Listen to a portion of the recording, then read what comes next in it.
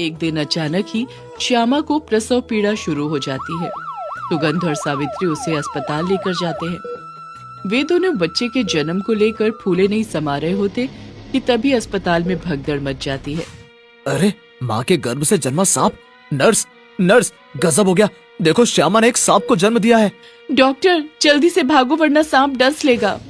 ये कहकर डॉक्टर और नर्स वहाँ से भाग लेते हैं और ये खबर पूरे अस्पताल में आग की तरह फैल जाती है। जो भी इस बारे में सुनता हैरान होकर रह जाता। माँ के गर्भ से सांप का जन्म! गजब हो गया, गजब! ईश्वर का ऐसा चमत्कार पहले तो कभी नहीं देखा।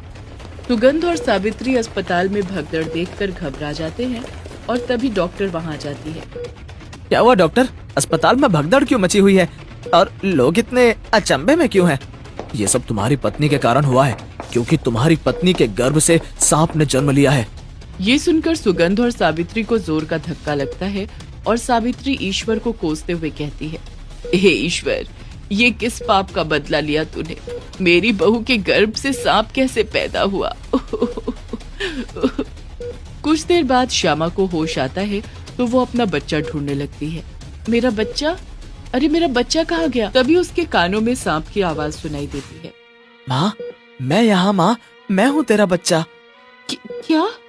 मैंने तुम्हें जन्म दिया है? नहीं नहीं, ऐसा नहीं हो सकता। पर ये सच है माँ। ये सुनकर श्यामा फूट फूट कर रोने लगती है और अपना भाग्य को कोसते हुए कहती है, एक नाग की माँ कहलाने से तो मर जाना अच्छा है। अब मैं जिंदा नहीं रहूंगी, मैं मर जाऊंगी। आसमान काला हो जाता है। आसमान में बिजलियां कड़कने लगती हैं और एक नागिन खिड़की के रास्ते श्यामा के कमरे में प्रवेश करती है। उसे देख श्यामा घबराते हुए कहती है, हे भगवान, ये क्या हो रहा है मेरे साथ? श्यामा, डरो मत श्यामा, डरो मत मेरी बहन। ये कहते हुए नागिन एक सुंदर कन्या में बदल जाती है और श्यामा उसे आश्चर्य से देखते हुए कहती है, कौन हो तुम और तुम्हारा मुझसे क्या संबंध है? मैं तुम्हारी छोटी बहन त्रिशा हूँ और ये तुम्हारा बेटा है। तुम भी हमारी तरह एक नाग कन्या हो श्यामा।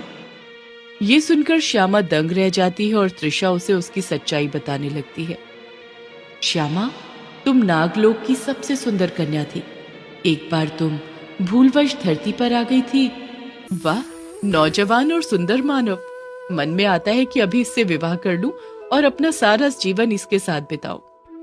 श्यामा ये कही रही होती है कि तभी नागलोक का साधु नागेश वहां आ जाता है और श्यामा पर क्रोध जताते हुए उसे श्राप देता है। यदि तुझे मानव ही पसंद है तो ले, मैं तुझे श्राप देता हूँ। आज से